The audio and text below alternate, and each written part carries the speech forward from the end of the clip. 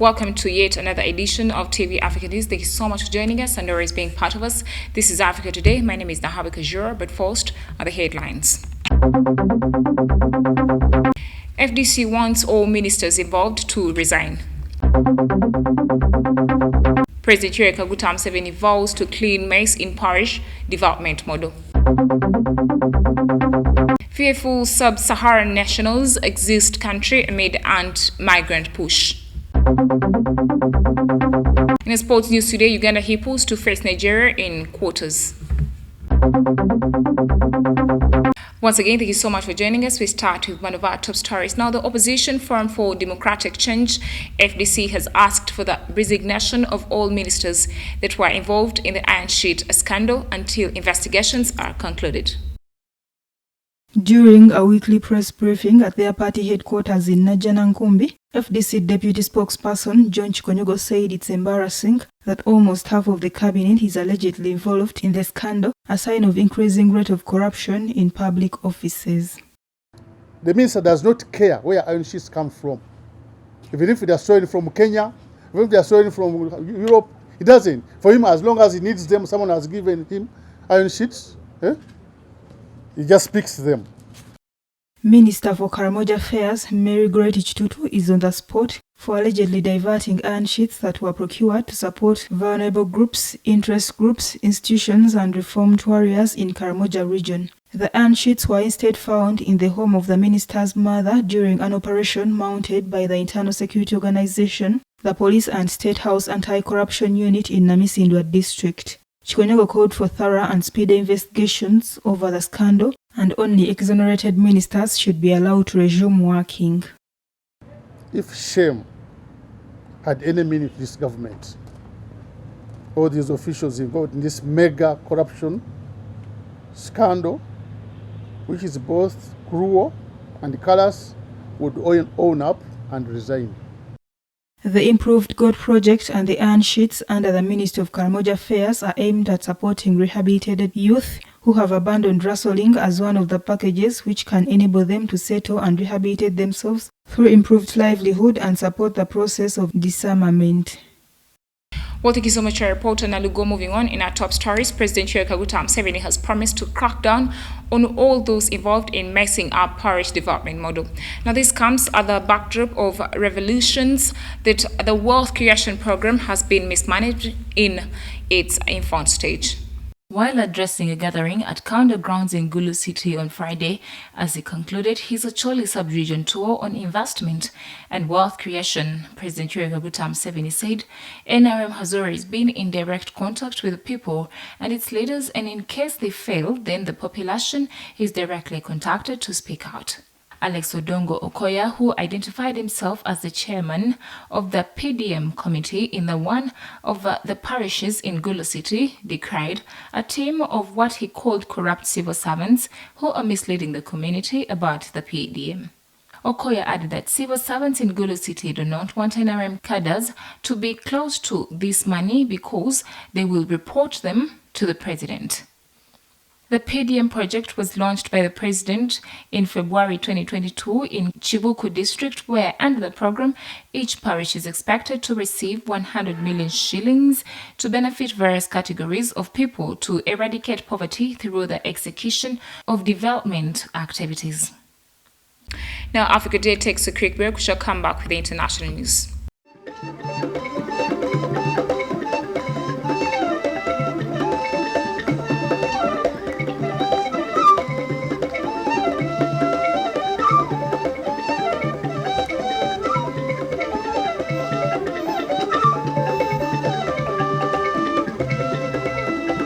Welcome back for the break. You're still watching TV Africa, the right to know. In international news, a steady flow of taxis has rolled out outside the Ivorian embassy in Tunis in recent days, now depositing dozens of migrants who say they no longer feel safe and amid an officially sanctioned climate of fear. We have more on this report.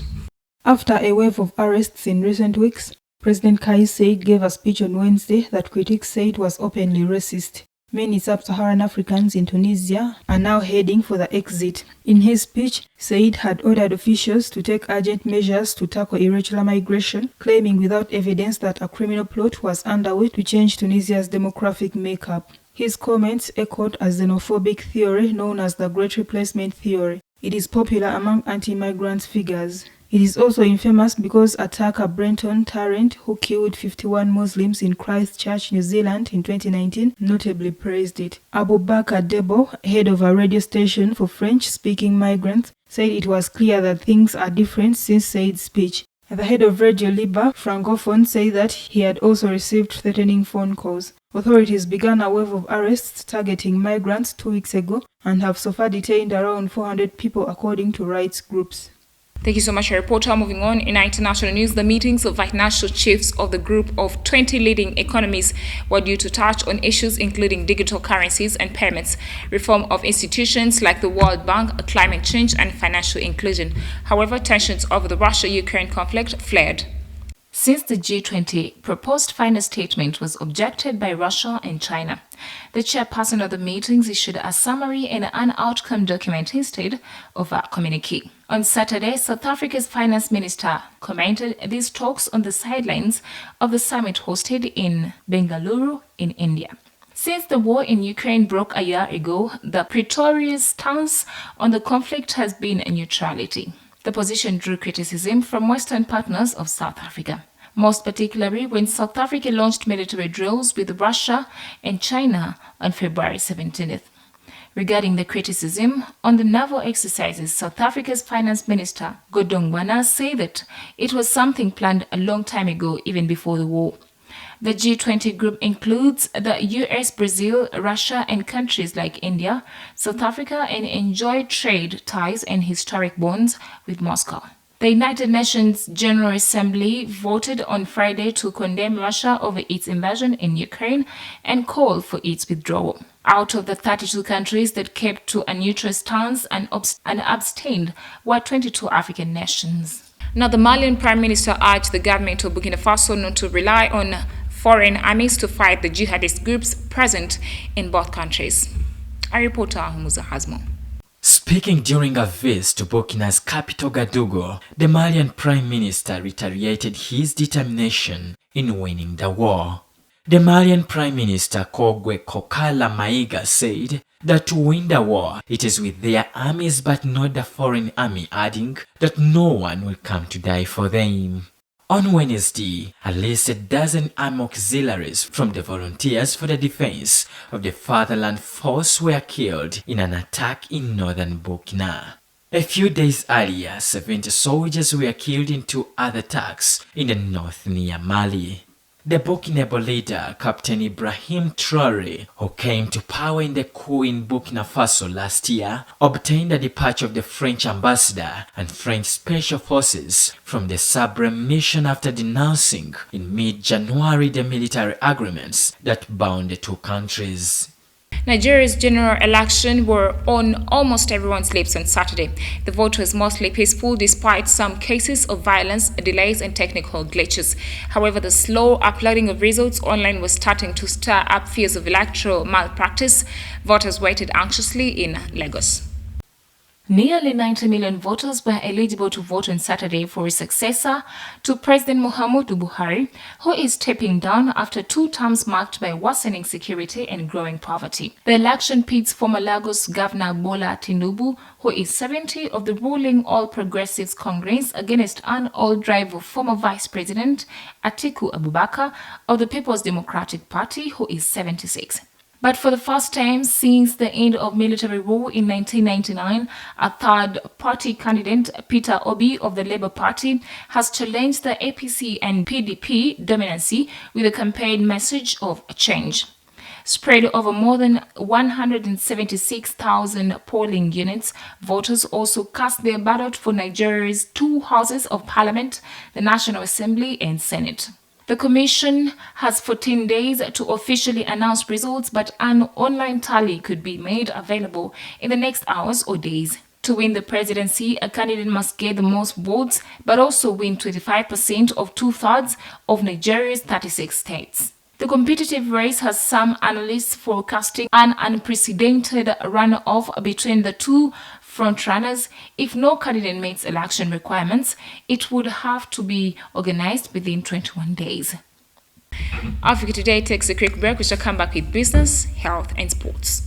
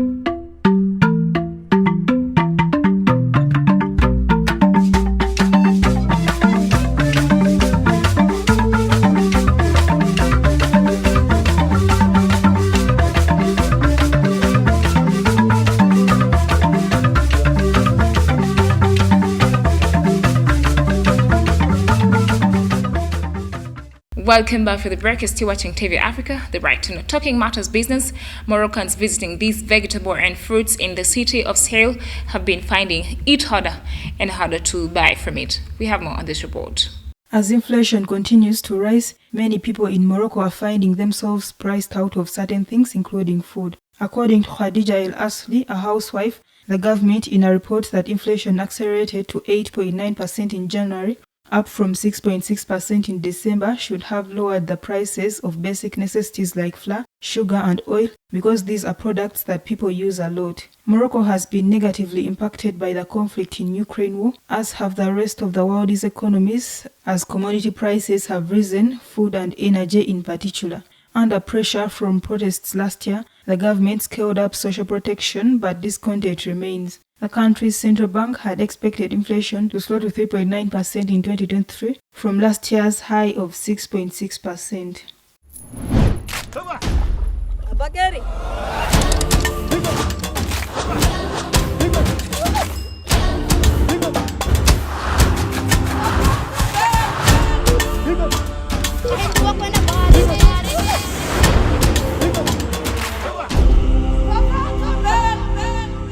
In a health news today, a group of US senators, accompanied by 70-year-old star British singer Elton John, were visiting South Africa to mark 20 years since the launch of the President's Emergency Plan for AIDS Relief, or PEPFAR.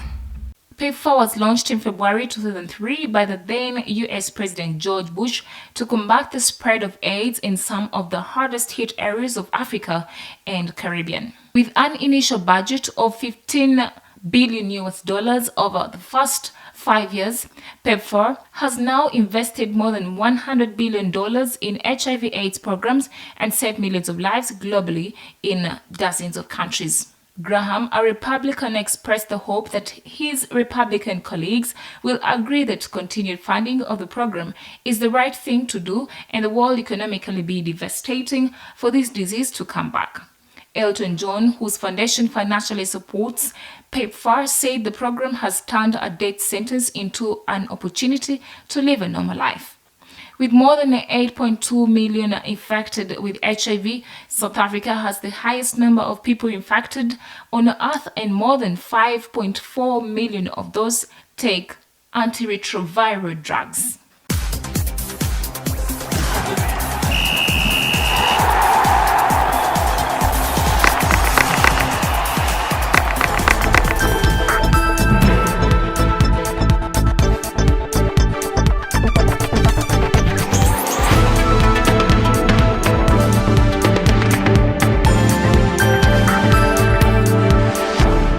In a sports news today, the Hippos completed their group games on Sunday with a goalless draw against South Sudan. Coming into Sunday's derby, Jackson Mayanja's side had already booked a place in a knockout, but the group position was undecided. Congo also drew goalless with Central African Republic in the other Group B game to finish live on 5 points with Uganda. With both teams having the same goal difference, lots were drawn, coin toss sort of, to determine who finished as the group winner.